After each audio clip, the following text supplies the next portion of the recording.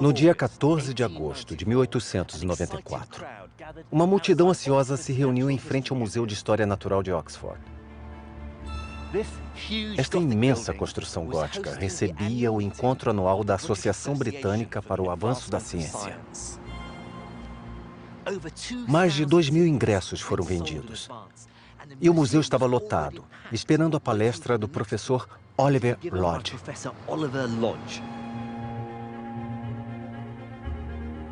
Esse nome pode não ser muito conhecido hoje, mas as descobertas que ele fez poderiam tê-lo deixado tão famoso quanto outros grandes pioneiros da eletricidade. Homens como Benjamin Franklin, Alessandro Volta ou ainda o grande Michael Faraday.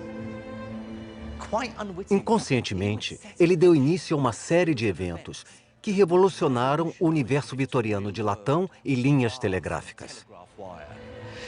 Essa palestra marcou o nascimento do mundo elétrico dominado pelo silício e pelas conexões sem fio.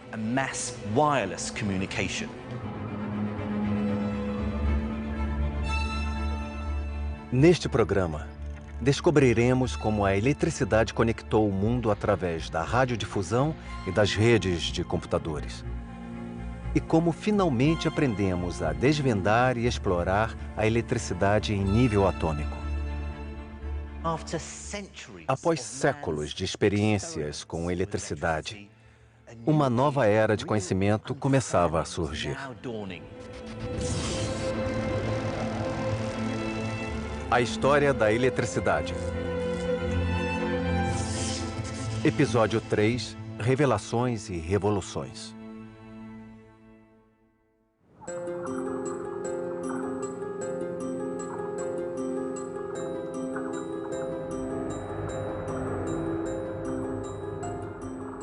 Essas lâmpadas não estão ligadas a nenhuma fonte de energia. E mesmo assim acendem. É o efeito invisível da eletricidade, um efeito que não se limita aos fios que ela percorre. Na metade do século XIX, uma grande teoria foi desenvolvida para explicar como isso acontecia. A teoria diz que, ao redor de toda a carga elétrica, e tem muita eletricidade sobre a minha cabeça, há um campo de força. Estas lâmpadas fluorescentes só acendem porque estão sob o efeito do campo de força daqueles cabos de tensão.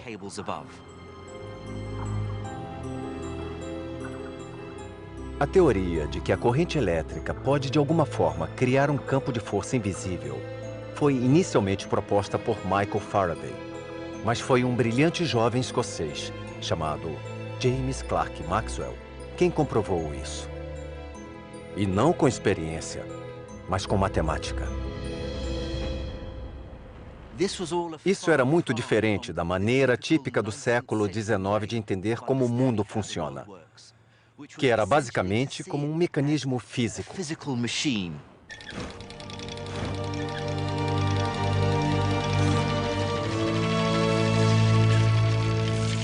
Antes de Maxwell, os cientistas construíam máquinas esquisitas ou concebiam experimentos incríveis para criar e medir a eletricidade. Mas Maxwell era diferente. Ele se interessava por números. E sua nova teoria, além de revelar o campo de força invisível da eletricidade, mostrou como manipulá-lo. Essa foi uma das descobertas científicas mais importantes de todos os tempos. Maxwell era matemático e dos bons, e via a eletricidade e o magnetismo de um jeito novo. Ele expressou isso em equações matemáticas bem compactas. O mais importante é que essas equações mostram a eletricidade e o magnetismo como coisas interligadas e que acontecem em ondas.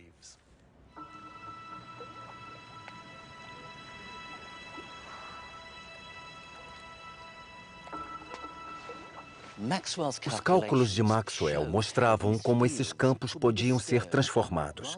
Por exemplo, tocando a superfície da água com o dedo. Ao mudar a direção da corrente elétrica, cria-se uma marola, ou onda, nesse campo elétrico e magnético. E a mudança constante da direção da corrente para frente e para trás, como uma corrente alternada, produz uma série de ondas. Ondas que carregam energia. A matemática de Maxwell mostrava que a alteração das correntes elétricas resultava na emissão constante de grandes ondas de energia às proximidades. Ondas que se propagariam para sempre até serem absorvidas.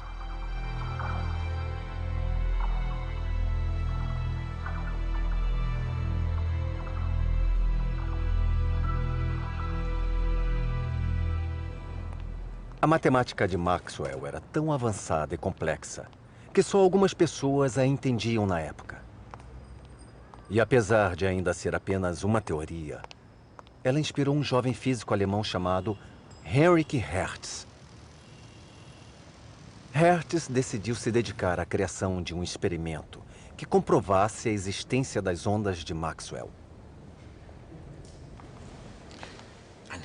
E aqui está. Este é o sistema original de Hertz. E sua beleza está em sua simplicidade. Ele gera uma corrente alternada que percorre estas hastes de metal e uma faísca salta pelo espaço entre estas duas esferas. Então, se Maxwell estivesse certo, essa corrente alternada criaria uma onda eletromagnética invisível que se espalharia no ambiente. Se colocar um fio no caminho da onda, o campo eletromagnético desse fio mudaria, induzindo uma corrente elétrica no fio. Então Hertz construiu este anel de fio, um receptor que ele podia colocar em lugares diferentes da sala para tentar detectar a presença da onda. E para tal, ele deixou um espaço bem pequeno no fio, onde haveria faísca caso houvesse uma corrente no fio. Como a corrente era muito fraca, a faísca era muito sutil. E Hertz passou a maior parte de 1887 em um quarto escuro, olhando fixamente por uma lente para tentar detectar a presença dessa tênue faísca.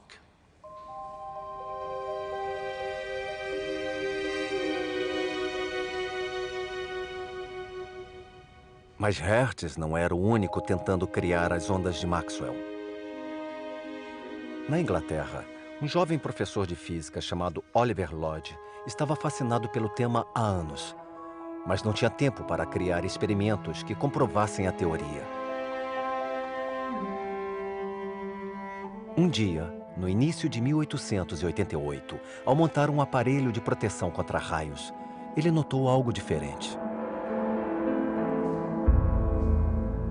Lodge percebeu que, ao montar o equipamento e enviar uma corrente alternada em torno dos fios, ele via seções brilhantes entre os fios. E com um pequeno ajuste, ele viu essas seções formarem um padrão. O brilho azul e as faíscas elétricas aconteciam em seções distintas, separadas uniformemente pelos fios. Ele percebeu que eram os picos e as depressões de uma onda. Uma onda eletromagnética invisível. Lodge provou que Maxwell estava certo.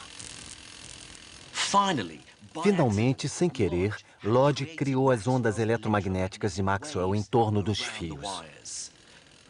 A grande pergunta foi respondida. Entusiasmado com sua descoberta, Lodge se preparou para anunciá-la ao mundo no encontro científico anual organizado pela Associação Britânica. Mas antes disso, ele decidiu tirar férias. O momento não podia ser pior, porque na Alemanha, ao mesmo tempo, Heinrich Hertz também testava as teorias de Maxwell.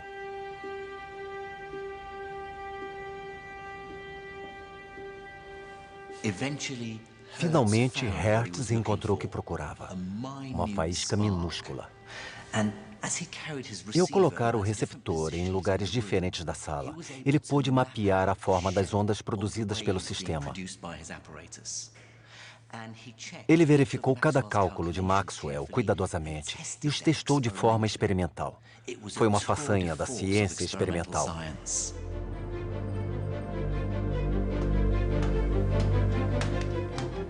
Na Grã-Bretanha, enquanto multidões se reuniam para o encontro da Associação Britânica, Oliver Lodge voltava de férias descansado e cheio de expectativa.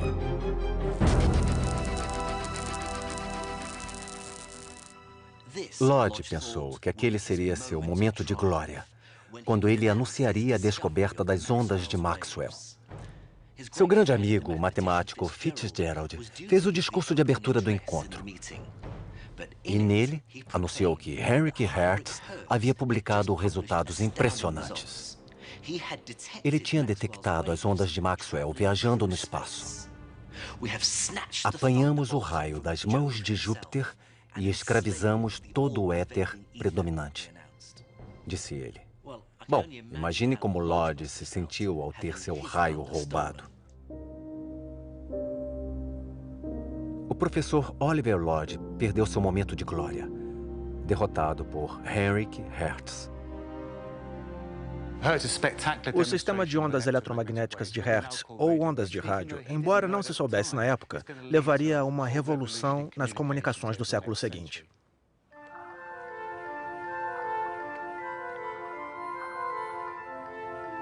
A teoria de Maxwell mostrou que cargas elétricas podem criar campos de força ao seu redor, e que as ondas se propagam nesses campos como em um lago.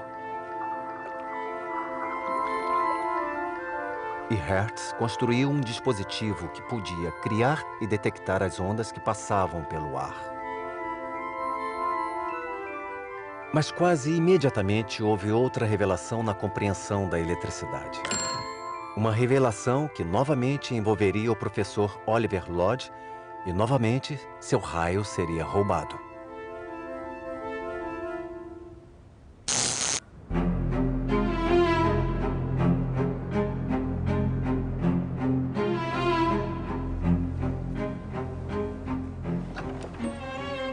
A história começa em Oxford, no verão de 1894. Hertz morreu repentinamente naquele ano e Lodge preparou uma palestra comemorativa com uma demonstração que levaria a ideia das ondas a um público maior. Lodge preparou a palestra, pesquisou as melhores ideias para detectar as ondas e pegou aparelhos emprestados de seus amigos. Ele fez grandes avanços na tecnologia projetada para detectar as ondas. Este dispositivo gera uma corrente alternada e uma faísca neste espaço. A corrente alternada emite uma onda eletromagnética, como Maxwell previu, que é captada pelo receptor, acionando uma corrente elétrica muito fraca entre estas duas antenas. Isso foi o que Hertz fez. A contribuição de Lodge aqui foi acrescentar este tubo com limalha de ferro. A corrente fraca passa pela limalha, forçando-a a se aglutinar. Quando isso acontece, um segundo circuito elétrico é fechado e a campainha dispara. Então, se eu aperto o botão deste lado, ele dispara a campainha no receptor. E isso acontece sem ligação entre eles, como mágica.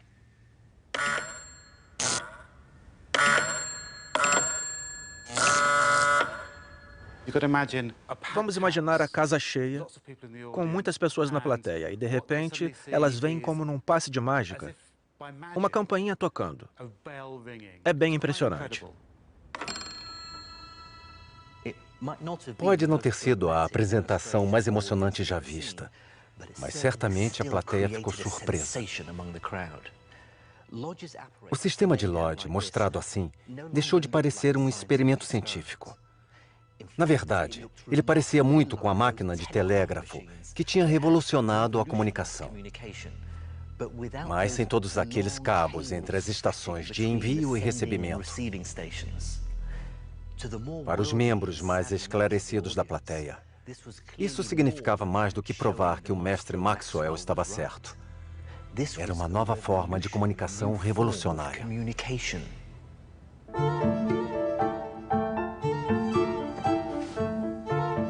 Lodge publicou suas anotações sobre como as ondas eletromagnéticas podiam ser enviadas e recebidas usando suas novas técnicas. Por todo o mundo, inventores, amadores, entusiastas e cientistas leram os relatos de Lodge com avidez e começaram a experimentar as ondas hertzianas. Dois personagens bem diferentes foram inspirados por elas. Ambos trouxeram melhorias ao telégrafo sem fio e ambos são lembrados por sua contribuição à ciência muito mais que Oliver Lodge. O primeiro era Guglielmo Marconi. Marconi era um homem muito inteligente, astuto e muito encantador. Sem dúvida tinha o charme ítalo-irlandês e conseguia usar isso com todo mundo, desde jovens mulheres a cientistas de renome mundial. Marconi não era cientista, mas leu tudo o que podia sobre o trabalho de outras pessoas para conseguir montar seu próprio aparelho de telégrafo sem fio. E talvez por ter crescido em Bolonha, razoavelmente perto da costa italiana, ele tenha percebido logo o potencial da comunicação sem fio para uso marítimo. Então, com apenas 22 anos, ele veio a Londres com sua mãe irlandesa para comercializá-lo. A outra pessoa inspirada pela palestra de Lodge era um professor do President's College em Calcutá, chamado Jagadish Chandra Bose. Apesar da formação em Londres e Cambridge, a indicação de um indiano como cientista em Calcutá foi uma batalha contra o preconceito racial. Dizia-se que indianos não tinham o temperamento necessário para a ciência exata. Bom, Bose estava decidido a provar o contrário. E nestes arquivos podemos ver como ele começou a trabalhar rápido. Esta é a ata do 66º encontro da Associação Britânica em Liverpool, setembro de 1896. E aqui está Bose, o primeiro indiano a se apresentar no encontro da associação, falando sobre seu trabalho e mostrando seu aparelho. Ele construiu e aperfeiçoou o detector descrito por Lodge, porque no clima quente e úmido da Índia, ele percebeu que a limalha metálica no tubo que Lodge usou para detectar as ondas enferrujava e ficava presa. Então Bose teve que construir um detector mais prático usando um fio espiral no lugar. Seu trabalho foi considerado uma sensação. O detector era extremamente confiável e podia funcionar em navios. Então tinha muito potencial para a grande frota naval britânica. A Grã-Bretanha era o centro de uma grande rede de telecomunicações que se estendia por quase todo o mundo. Ela era usada para apoiar uma rede igualmente grande de navios mercantes e de guerra que sustentavam o Império Britânico. Mas Bose, um cientista legítimo, não estava interessado no potencial comercial da comunicação sem fio. Ao contrário de Marconi. Esse era um novo campo de exploração, mas Marconi não era um cientista formado. Então ele via isso de um jeito diferente. E talvez por isso tenha progredido tão rápido. E ele era muito bom em se relacionar com as pessoas necessárias para conseguir realizar seu trabalho.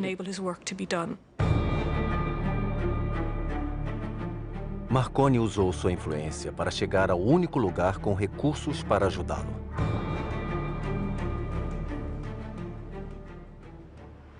O Correio Britânico era uma instituição muito poderosa. Quando Marconi chegou a Londres em 1896, estes prédios eram recém-construídos e já forneciam serviços postais e telegráficos ao Império. Marconi tinha trazido seu aparelho telegráfico da Itália, afirmando que podia enviar sinais sem fio a distâncias inéditas. O engenheiro-chefe do Correio, William Preece, imediatamente viu o potencial da tecnologia. Então Preece ofereceu a Marconi os recursos financeiros e de engenharia do Correio. E eles começaram a trabalhar lá em cima, no telhado. A antiga sede do Correio ficava bem ali. E entre este telhado e aquele, Marconi e os engenheiros do Correio praticavam enviar e receber ondas eletromagnéticas. Os engenheiros ajudaram a melhorar o sistema. Então Preece e Marconi, juntos, O apresentaram às pessoas influentes do governo e da Marinha. Neste local, Marconi realizou a primeira transmissão pública de sinais sem fio. Mas Preece não sabia que, enquanto ele anunciava orgulhosamente a parceria entre Marconi e o Correio, Marconi fazia planos nos bastidores. Ele solicitou a patente britânica sobre todo o ramo de telegrafia sem fio e planejava abrir sua própria empresa. Quando a patente foi concedida, o mundo desabou na comunidade científica.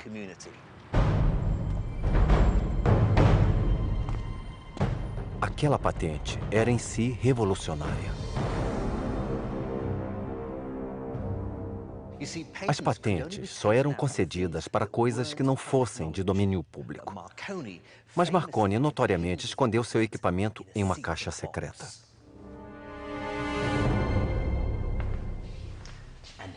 Aqui está. Quando a patente foi finalmente concedida, Marconi abriu a caixa com bastante cerimônia. Todo mundo queria ver as invenções que ele guardava. Baterias formando um circuito. Limalha de ferro no tubo para fechar o circuito e disparar a campainha. Nada que não tivessem visto antes. E mesmo assim ele patenteou tudo. A razão de Marconi ser famoso não é por causa da invenção. Ele não inventou o rádio, mas aprimorou e criou um sistema. Lodge não fez isso. E por isso nos lembramos do Marconi e não nos lembramos do Lodge.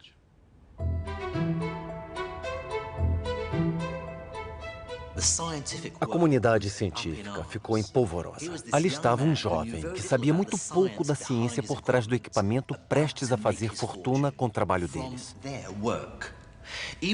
Até seu maior defensor, Preece, ficou decepcionado e magoado quando soube que Marconi ia seguir sozinho e abrir sua própria empresa. Lodge e outros cientistas decidiram começar a patentear cada pequeno detalhe e melhoria que fizessem aos seus equipamentos.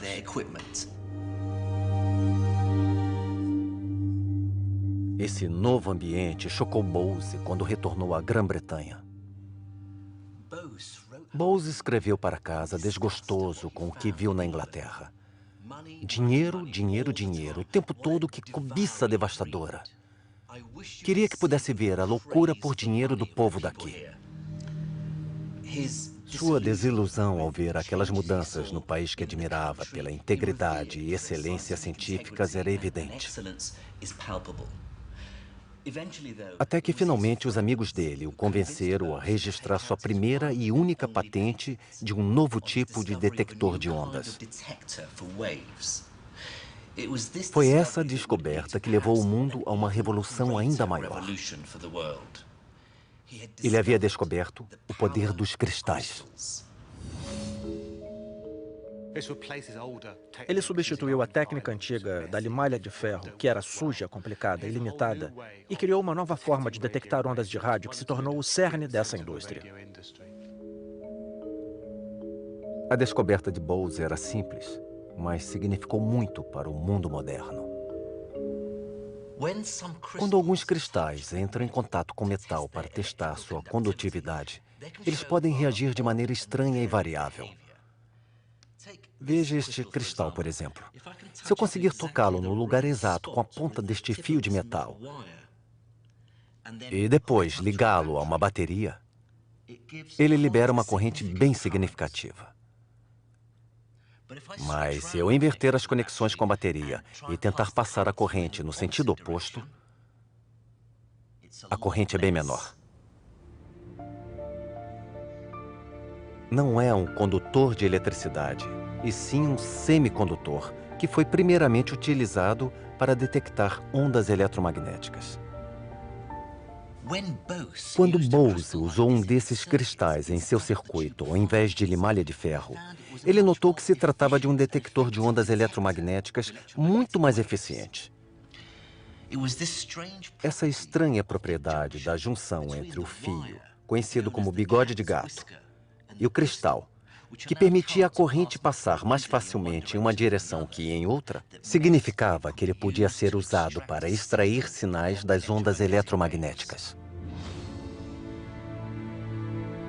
Naquela época, ninguém sabia por que certos cristais agiam dessa forma.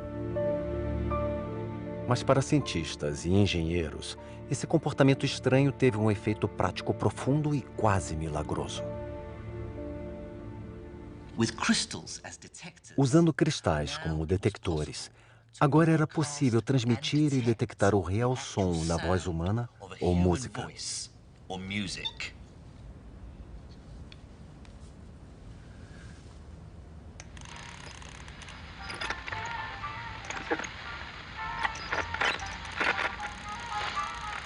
Na palestra de Oxford, em 1894, Oliver Lodge abriu uma caixa de Pandora. Como acadêmico, ele não conseguiu prever que as descobertas científicas das quais fazia parte teriam tanto potencial comercial. A única patente que ele conseguiu registrar, o meio de ajustar o receptor para um sinal de rádio em particular, foi comprada dele pela poderosa empresa de Marconi.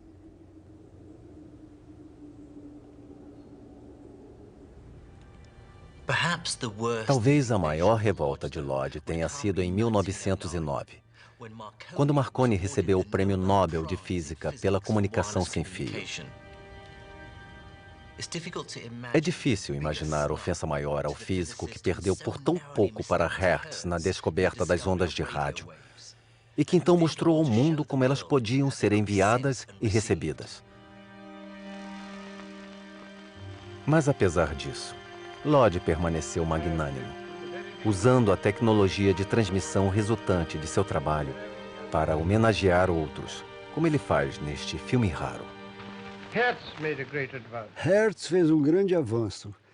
Ele descobriu como criar e detectar ondas no espaço, colocando o éter para uso prático, promovendo a transmissão de inteligência de forma a ser aprimorada por muitos outros.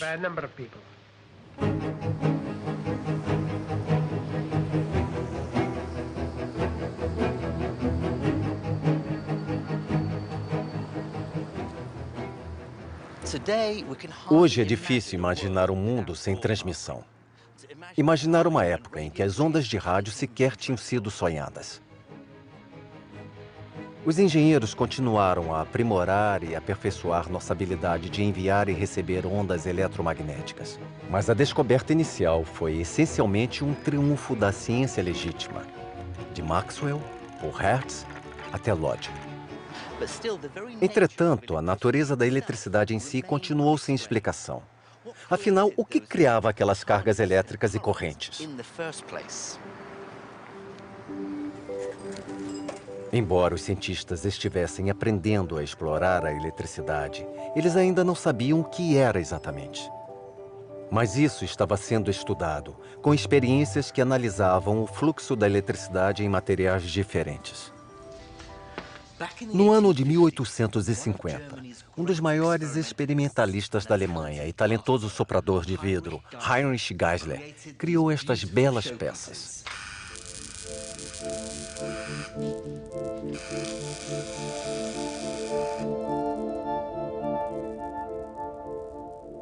Geissler tirou a maior parte do ar desses tubos de vidro e então inseriu pequenas quantidades de outros gases.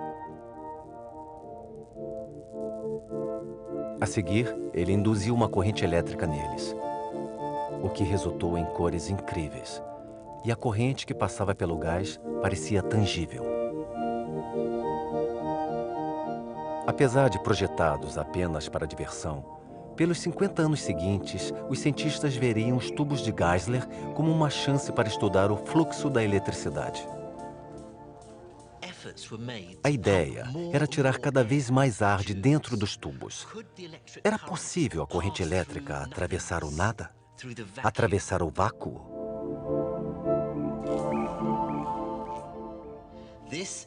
Este é um folheoscópio raro do cientista britânico que criou um vácuo bom o suficiente para responder essa pergunta. Seu nome era William Crookes. Crookes criou tubos como este e tirou o máximo de ar que podia para chegar o mais próximo possível do vácuo. Ao passar uma corrente elétrica pelo tubo, Ele notou um brilho luminoso nas extremidades. Um feixe de luz parecia atravessar o tubo até chegar ao fundo do vidro.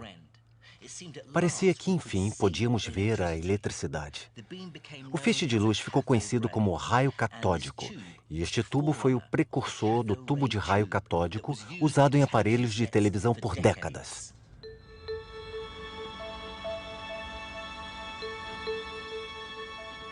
O físico J.J. Thomson descobriu que os feixes eram compostos de partículas minúsculas com carga negativa. E por carregarem eletricidade, foram chamadas de elétrons. Os elétrons só se moviam em uma direção, da placa de metal aquecida para a placa de carga positiva na outra ponta, mostrando o mesmo comportamento dos cristais semicondutores de Bose. Mas enquanto os cristais de Bose eram muito temperamentais e só funcionavam no ponto certo, esses tubos se mostravam mais estáveis. Eles foram chamados de válvulas e logo substituíram os cristais de todos os aparelhos de rádio. Essas descobertas levaram a uma explosão de novas tecnologias. A tecnologia do início do século XX gira em torno de válvulas. A indústria do rádio usava válvulas, as primeiras televisões usavam válvulas, até os primeiros computadores. O mundo da eletrônica foi construído com elas. Após descobrirem como manipular elétrons fluindo no vácuo, os cientistas agora queriam entender como eles fluíam em outros materiais. Mas isso significava entender o que compunha esses materiais: os átomos.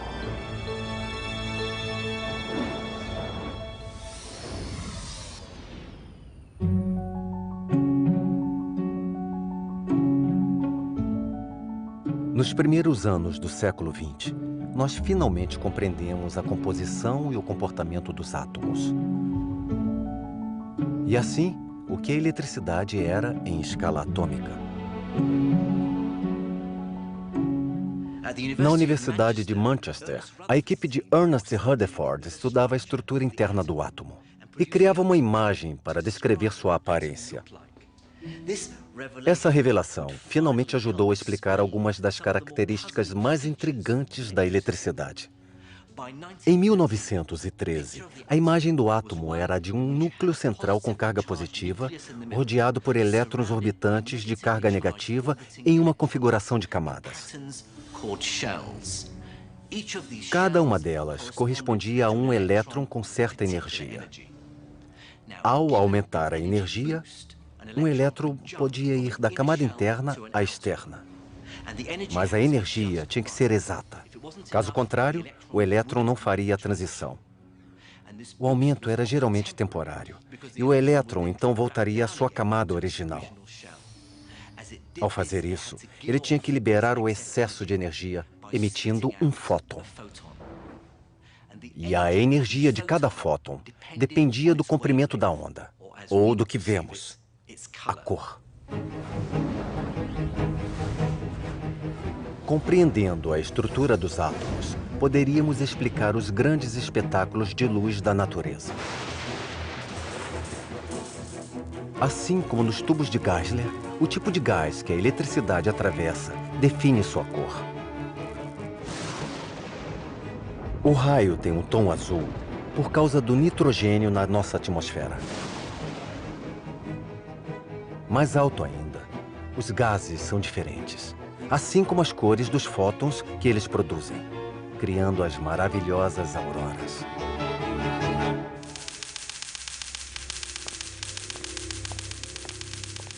Compreender os átomos, como eles se encaixam nos materiais e como os elétrons se comportam, foi fundamental para entender a natureza básica da eletricidade.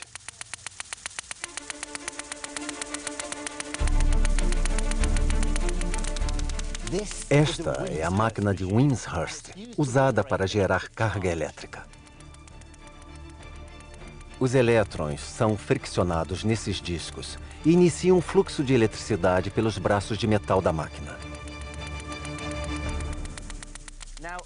Os metais conduzem eletricidade porque os elétrons estão mais soltos nos átomos e mais livres para se mexer e criar eletricidade. Já os isolantes não conduzem eletricidade porque os elétrons estão mais conectados aos átomos e não têm liberdade para se mover. O fluxo dos elétrons e da eletricidade através dos materiais foi compreendido. Condutores e isolantes estavam explicados. O mais difícil de entender eram as estranhas propriedades dos semicondutores. O mundo eletrônico atual se baseia nos semicondutores e estagnaria sem eles. Jagadish Chandra Bose chegou perto de entendê-los em 1890.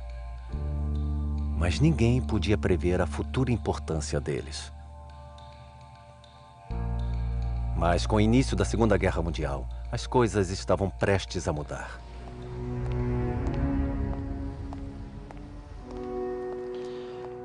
Aqui em Oxford, este laboratório de física recém-construído foi imediatamente concedido à pesquisa de guerra. Os pesquisadores trabalhavam aqui para melhorar o sistema de radar britânico. Este filme é confidencial. A tecnologia dos radares usava ondas eletromagnéticas para detectar a presença inimiga, e com o aumento da precisão, ficou claro que as válvulas não eram suficientes.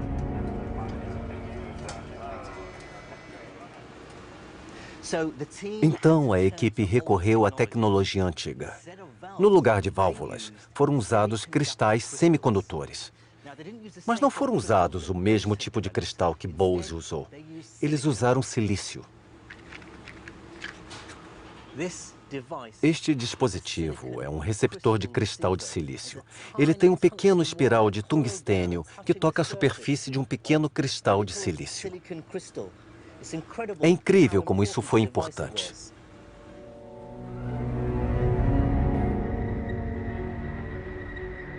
Era a primeira vez que o silício era usado como semicondutor. Mas para funcionar, ele precisava ser muito puro. E os dois lados envolvidos na guerra investiram muito para purificá-lo. Na verdade, os britânicos tinham dispositivos de silício melhores. Então, eles já deviam ter algumas bobinas de silício naquela época, enquanto nós tínhamos acabado de começar em Berlim. Os britânicos tinham semicondutores melhores porque tinham a ajuda de laboratórios dos Estados Unidos, especialmente do famoso Bell Labs. E não demorou muito para que os físicos percebessem que, se semicondutores podiam substituir válvulas em radares, talvez eles pudessem substituí-las em outros aparelhos também, como amplificadores. O simples tubo de vácuo, com sua corrente unilateral de elétrons, foi modificado para produzir um novo dispositivo. Ao colocar uma grade de metal no caminho dos elétrons e aplicar uma pequena tensão, produzia-se uma mudança dramática na intensidade do feixe. Essas válvulas funcionavam como amplificadores, transformando um sinal elétrico fraco em um muito mais forte. Um amplificador é uma coisa relativamente simples. Ele transforma uma corrente pequena em algo maior. Mas pensando bem, ele muda o mundo, porque ao amplificar um sinal, você pode enviá-lo a qualquer distância.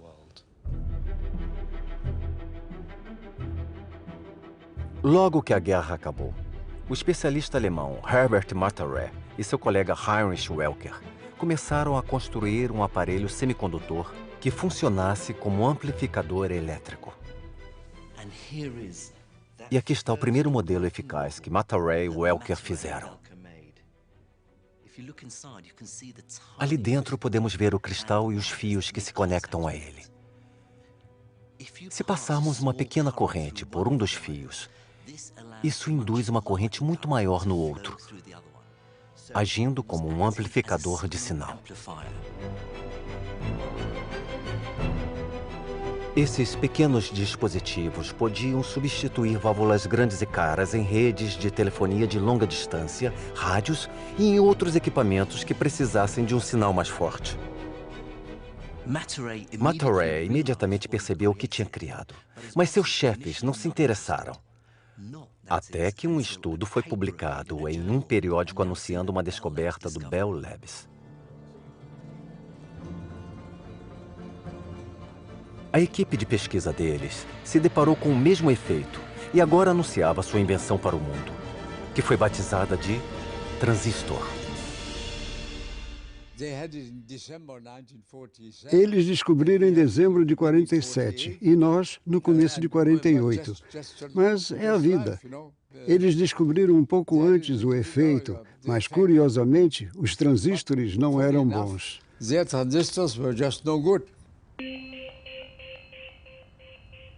Embora o dispositivo europeu fosse mais confiável que o modelo experimental do Bell Labs, nenhum deles cumpria sua promessa. Eles funcionavam, mas eram delicados demais. Então a busca por um amplificador de sinais mais forte continuou. E o avanço se deu por acaso. No Bell Labs, o especialista em cristal de silício Russell Wall percebeu que uma das barras de silício tinha uma propriedade muito estranha. Ela parecia criar sua própria tensão.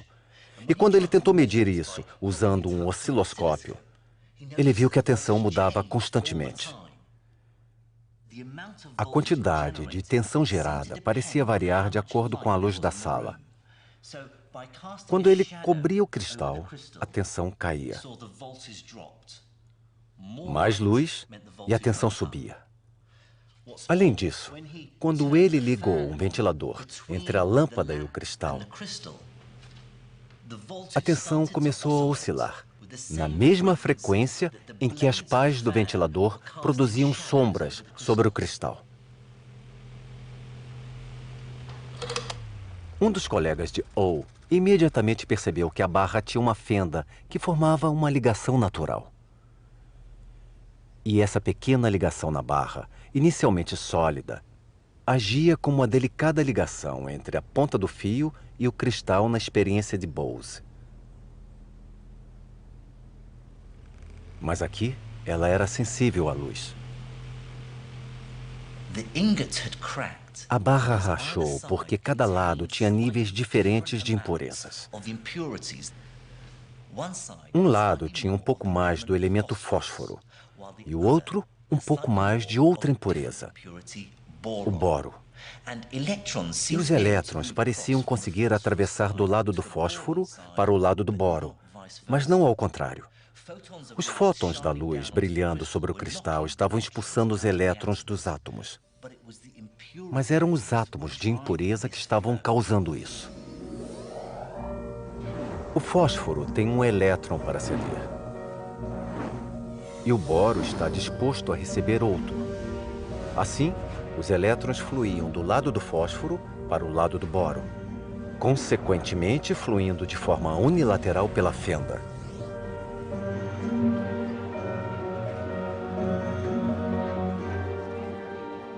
O chefe da equipe de semicondutores, William Shockley, viu o potencial dessa ligação unilateral em um cristal. Mas como criar um cristal com duas junções que pudesse ser usado como um amplificador? Outro pesquisador do Bell Labs, Gordon Till, estava estudando uma técnica que permitiria exatamente isso. Ele descobriu uma forma de produzir monocristais com um semicondutor germânio. Neste instituto de pesquisa, são produzidos cristais semicondutores do mesmo jeito que Till fazia no Bell Labs. Mas aqui, eles são muito maiores.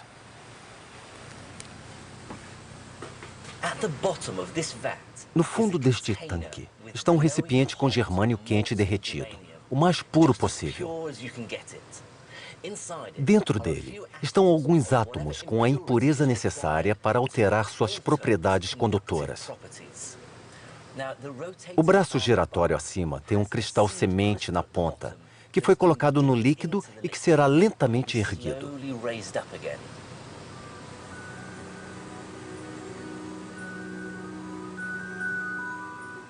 Quando o germânio esfria e endurece, ele vira um cristal comprido abaixo da semente. ele se torna um único e belo cristal de germânio.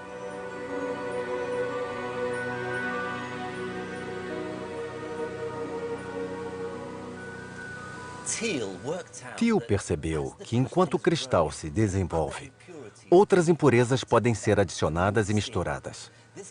Isso cria um monocristal com camadas finas de impurezas diferentes que resultam em junções no cristal.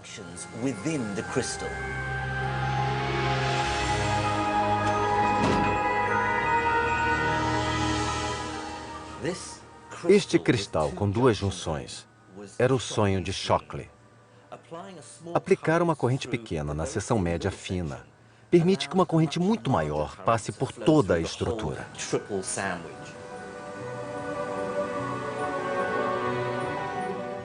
De um único cristal desses, centenas de blocos menores podiam ser cortados.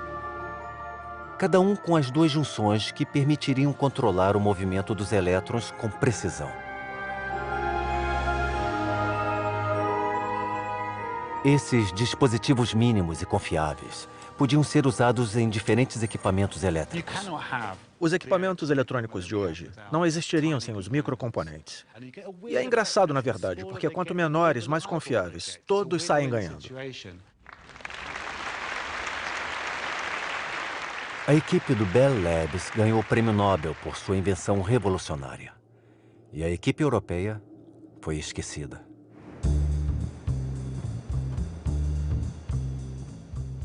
William Shockley saiu do Bell Labs em 1955 e abriu seu próprio laboratório de semicondutores no interior da Califórnia e contratou os melhores físicos do país.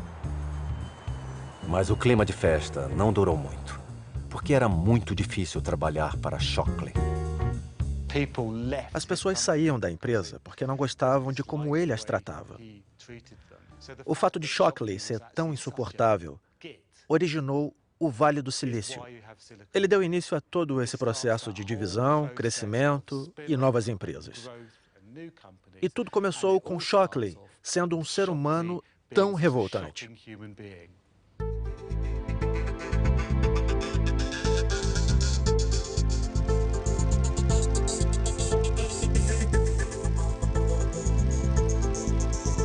As novas empresas competiam para criar os dispositivos semicondutores mais modernos.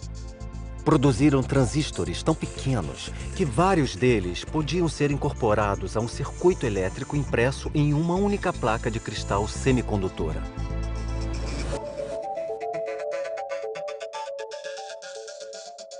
Esses chips minúsculos e confiáveis podiam ser usados em diferentes equipamentos eletrônicos, especialmente em computadores. Começava uma nova era.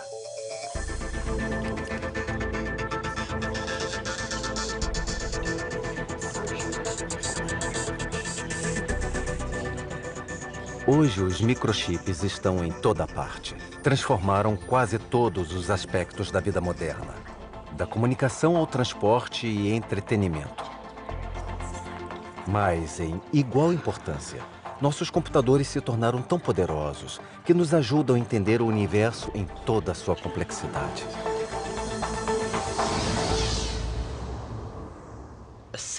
Um único microchip como este pode conter quase 4 bilhões de transistores. É incrível como a tecnologia evoluiu em 60 anos. É fácil pensar que com os grandes avanços feitos em compreender e explorar a eletricidade, tenha sobrado pouco para aprender. Mas não é assim. Por exemplo, fazer circuitos cada vez menores implica que uma característica da eletricidade, conhecida por mais de um século, se tornou cada vez mais problemática: a resistência. O chip de computador deve ser constantemente resfriado. Se tirarmos a ventoinha, é isso que acontece. Está disparando. 100, 120, 130 graus.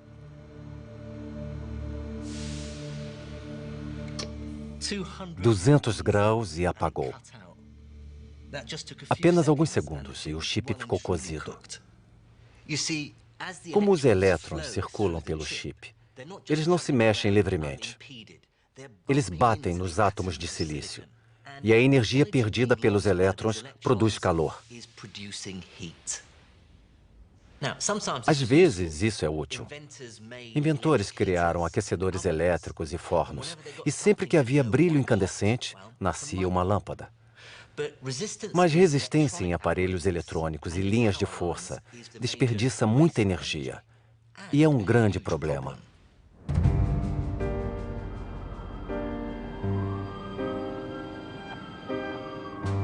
Acredita-se que a resistência desperdiça até 20% de toda a eletricidade gerada. É um dos maiores problemas dos tempos modernos. E a busca para solucionar o problema da resistência continua.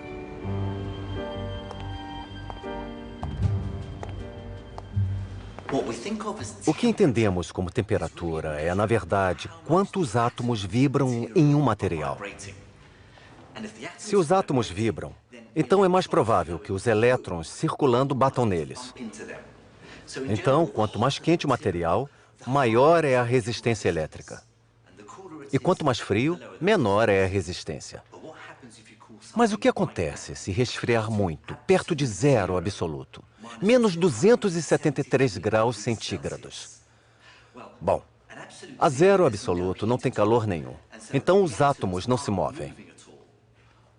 O que acontece então à corrente de eletricidade, aos elétrons?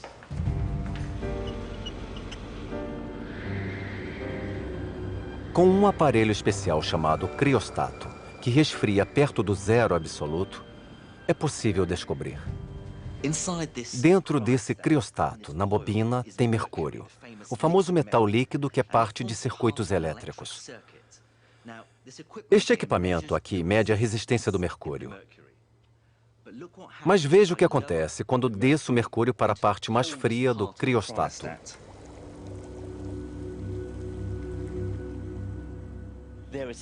Aí está. A resistência caiu para zero. O mercúrio, como outras substâncias conhecidas, tem a propriedade de se tornar um supercondutor e não apresentar resistência nenhuma ao fluxo de eletricidade. Mas isso só funciona quando os materiais estão muito frios. Se pudéssemos usar um material supercondutor nas linhas de força e aparelhos eletrônicos, evitaríamos perder nossa preciosa energia elétrica para a resistência.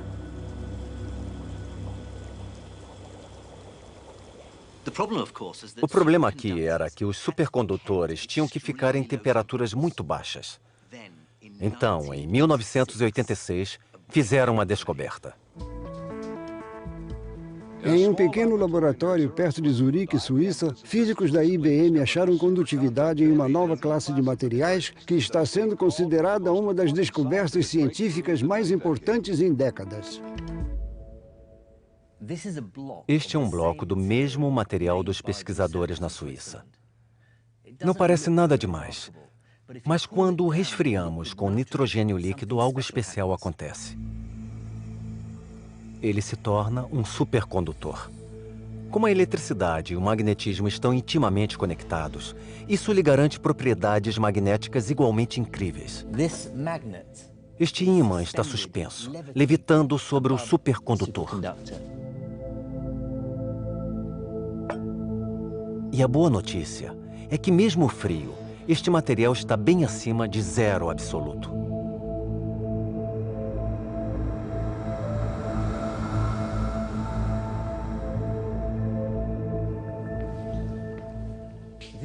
Estes campos magnéticos são tão fortes que, além de aguentar o peso deste ímã, também devem aguentar o meu peso. Eu vou levitar. É uma sensação muito esquisita. Quando este material foi descoberto em 86, foi uma revolução. Além de ninguém o considerar como supercondutor, ele o era a uma temperatura muito maior do que se achava possível. Estamos muito perto de ter supercondutores à temperatura ambiente. Ainda não chegamos lá, mas um dia encontraremos um novo material e o usaremos nos equipamentos eletrônicos para construir um mundo melhor, mais barato e sustentável. Os materiais produzidos hoje com essa propriedade funcionam na temperatura do seu freezer. Mas os teóricos não conseguem explicar esses supercondutores. E sem compreender exatamente, os cientistas são muitas vezes guiados, tanto pela sorte quanto pelo conhecimento científico. Recentemente, um laboratório no Japão fez uma festa, na qual eles combinaram os supercondutores com uma variedade de bebidas alcoólicas. Inesperadamente, eles viram que o vinho tinto melhora o desempenho dos supercondutores.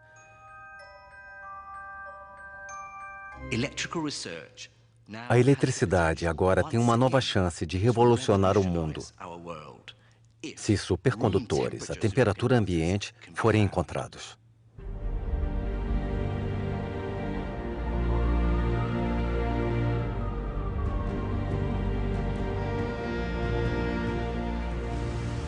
Nossa dependência de energia elétrica só está aumentando. E quando entendermos completamente o funcionamento dos supercondutores, um novo mundo eletrônico surgirá. Ele nos levará a um dos períodos mais marcantes de invenções e descobertas humanas. Um novo conjunto de ferramentas, técnicas e tecnologias vão novamente mudar o mundo.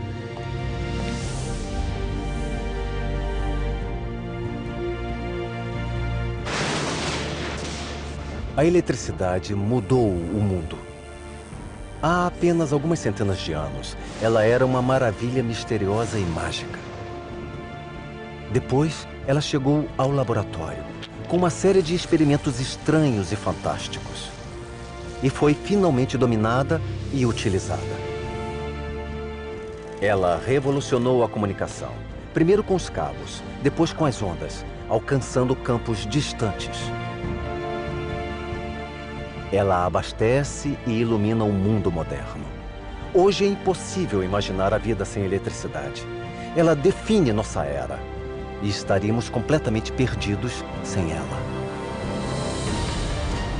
Mesmo assim, tem mais.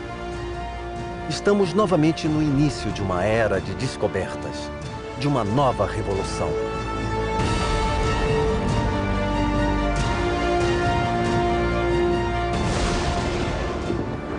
Mas, acima de tudo, tem uma coisa que todos na ciência da eletricidade sabem. Esta história ainda não acabou.